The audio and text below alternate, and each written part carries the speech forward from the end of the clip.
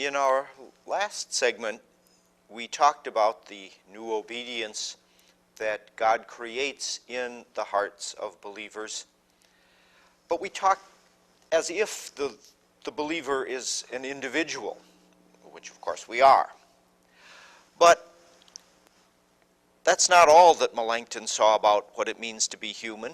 He also saw that from Genesis 2 on, it's quite clear that God has made us to live in community.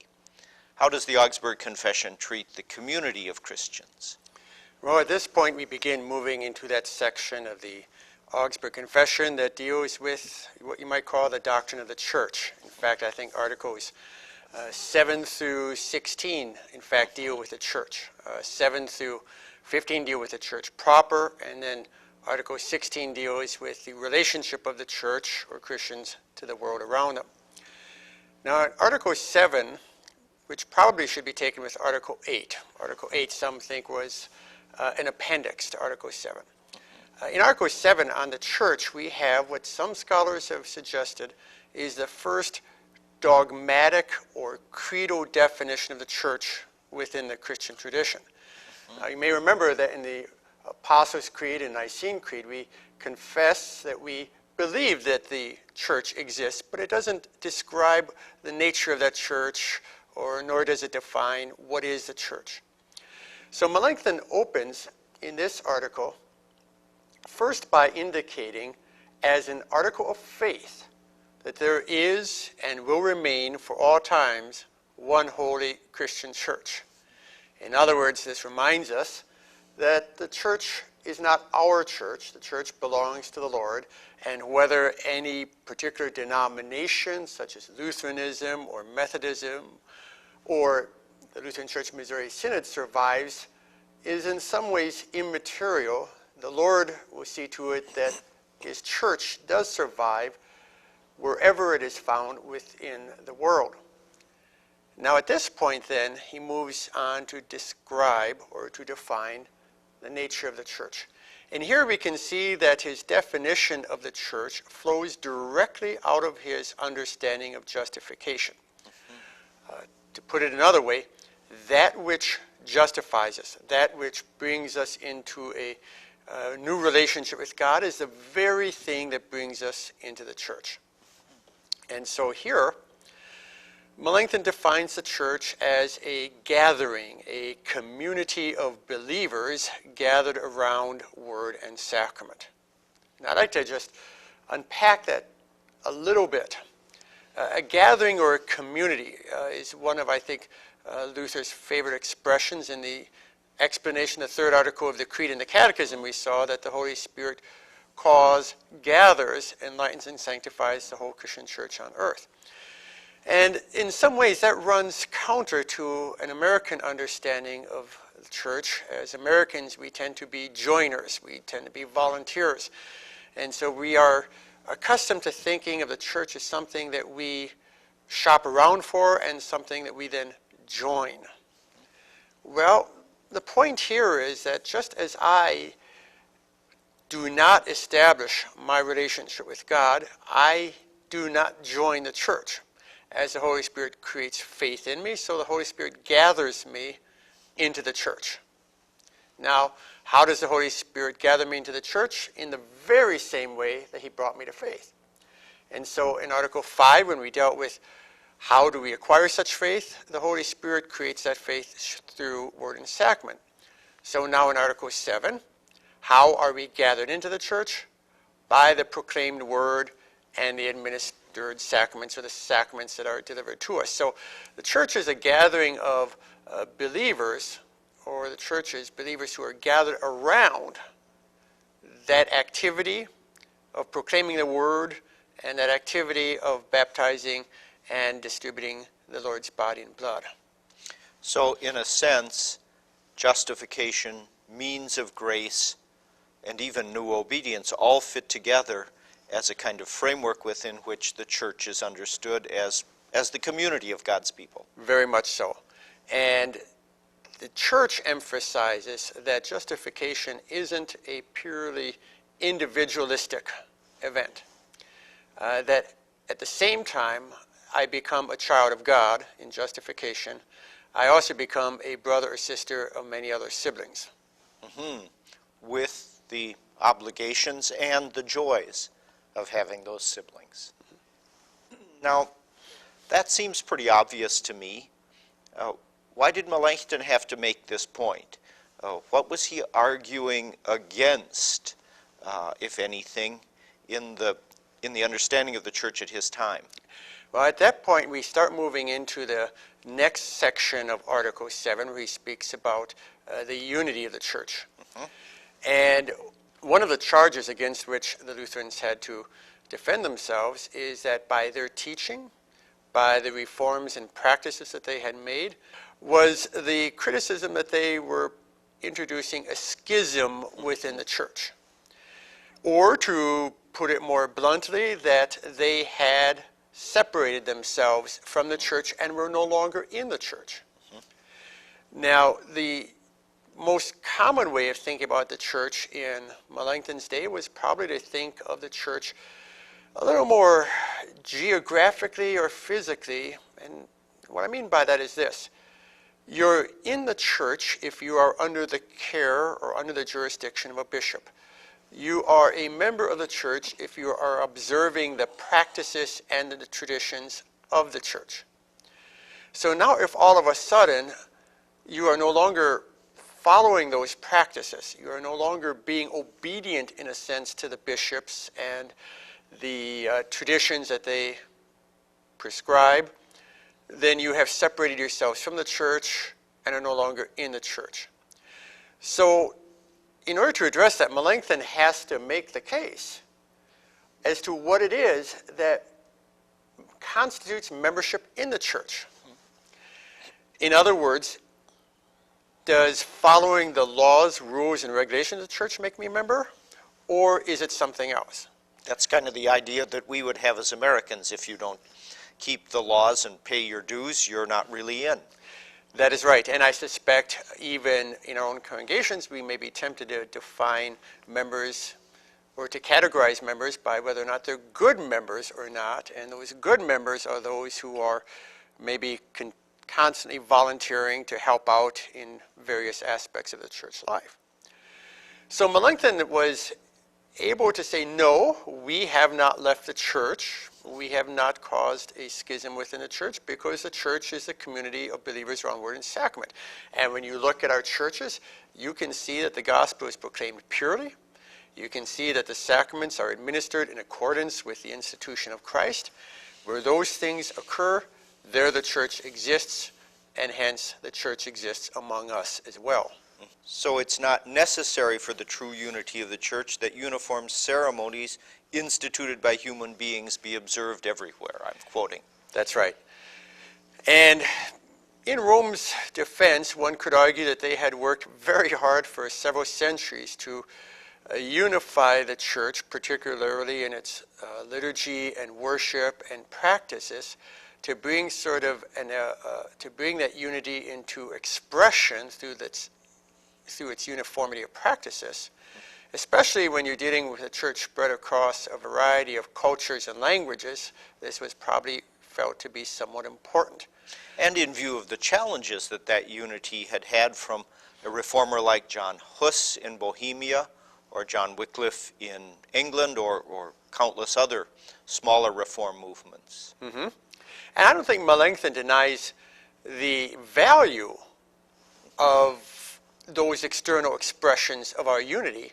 It's just that those external expressions do not define or constitute the very nature of the church at its core. Instead, he turns to Ephesians 4. What unifies us in one body, under one Spirit, is a common hope of our calling, a common Lord, a common faith, the common baptism that God gives us. Yes. So, where you had just mentioned that it's not necessary to observe uniformly all of these traditions, he then balances that, at least in the Latin side of the text, by saying it is sufficient. It is enough to agree on the gospel proclaimed harmoniously. Mm-hmm. It is enough to agree on the administration of the sacraments in accordance with that gospel. Now, at this point, we move into a very interesting history of the interpretation of this particular article. For the reason that throughout Lutheran history, particularly I would say here in America, there has been an ongoing debate as to what this article means for how we engage in ecumenical conversations or how we go about achieving external unity with one another. When you think about the many different synods or different Lutheran church bodies, we have the Lutheran Church in Missouri Synod, we have the Wisconsin Evangelical Lutheran Synod, we have the Evangelical Lutheran Synod, we have the Evangelical Lutheran Church in America, and in years gone by, there were many more than that. And so the question always arose, is this an article that provides a basis for unity? And here we have developed two different interpretations within Lutheranism. There are those who would argue, well, given that we agree in the gospel, Article 4 on justification, and if we agree on baptism and the Lord's Supper, that is sufficient agreement to establish altar and pulpit fellowship between two Lutheran church bodies. That probably has been more part of the tradition of the Evangelical Lutheran Church than our own. In our own tradition, we have tended to focus more upon those adverbs, the purely preached gospel, or the rightly administered sacraments, in which case our tradition has tended to argue that we must agree on the gospel in its purity. That is, not just Article 4, but all of the ramifications or connections of that gospel to the other articles of the faith. You had mentioned the other day that all the articles of doctrine are like members in a body that's one organic unity, so that if any one part of that body is injured, in a sense the entire body is injured. Or if one thinks of the gospel as the head of the body, if one part of the body is injured or slashed, or if a leg is broken, it may not kill the body, but it's going to introduce, at the very least, a fever to the head, a headache. It could introduce an infection that affects the whole body. So in our tradition, we have tended to emphasize that for altar and pulpit fellowship, it's important to agree on the entire body of God's teaching and not just one or two members.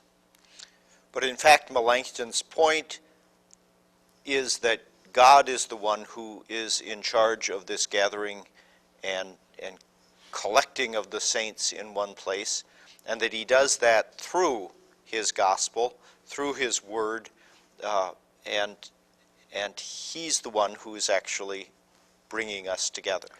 Yes, and for that reason, I tend to think that both of those approaches that I just mentioned have an element of truth to them, but I'm not sure that either one of them really apply to this article. I really do think that this article is dealing with the one holy Christian church on earth, and that it's not providing us explicitly or directly with a program for how we achieve altar and pulpit fellowship with other church bodies.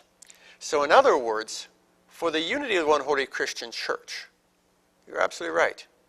It's the gospel, the proclamation of Jesus Christ having died for us, the distribution of Christ's gifts to us in word and sacrament that make us members of the one holy Christian church, gather us into that church. Now, at the same time, we have a responsibility to make sure that that gospel is in fact gospel. And this is where I think the other articles of faith come into play. So, when I look at another church body, or I suppose when they look at us, as long as I see that the gospel is there, whether it's reading John 3:16 or when I see baptisms going on, I can readily affirm that the Holy Christian Church exists in that location.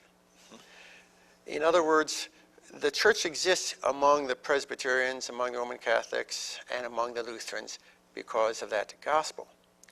At the same time, we have a responsibility to each other as church bodies to make sure that that gospel is not hidden, obscured, or covered in any way.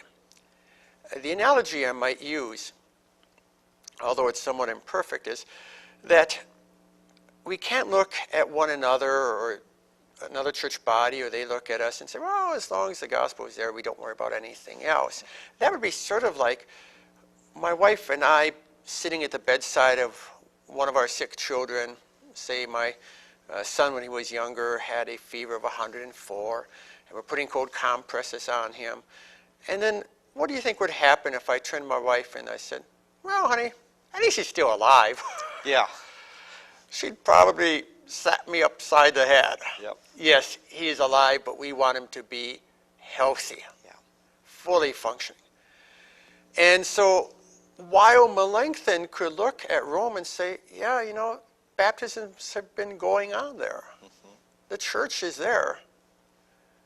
Why is it necessary to bring up all these other things about sin or about justification or about the church or about good works? It is because you don't want infections in the body to ultimately kill the heart or to kill the head. And so while Melanchthon is quite willing in this article to say, yes, the church exists, the one holy Christian church exists even in the midst of Rome, and that one holy Christian church exists among us because baptisms are going and the gospel is there. At the same time, he said, we need to talk so that the gospel is not prevented from accomplishing the Holy Spirit's work. And as a result, he presents in the Augsburg Confession not just 3 articles on justification, baptism, and Lord's Supper. He presents 28 articles on which he seeks agreement. Now, you mentioned the appendix in Article 8. It makes a very important point, I think. Can you tell us about that point? Yeah, the point that it's trying to make is to counter an early church heresy known as Donatism. In the early church, the Donatists were a rigorous group of Christians. And when they saw certain pastors fall away in the persecutions, and then when those persecutions ended, those pastors wanted back in the church, the Donatists said, you guys didn't stand firm. When you administer the sacraments, they're not valid. Nothing's happening when you administer those sacraments. What that implied is that the power of the gospel and the power of the sacraments depended upon the worthiness of the person who was administering them, the person who was delivering them. And so Melanchthon is making the important point that the church has always maintained, no, it doesn't.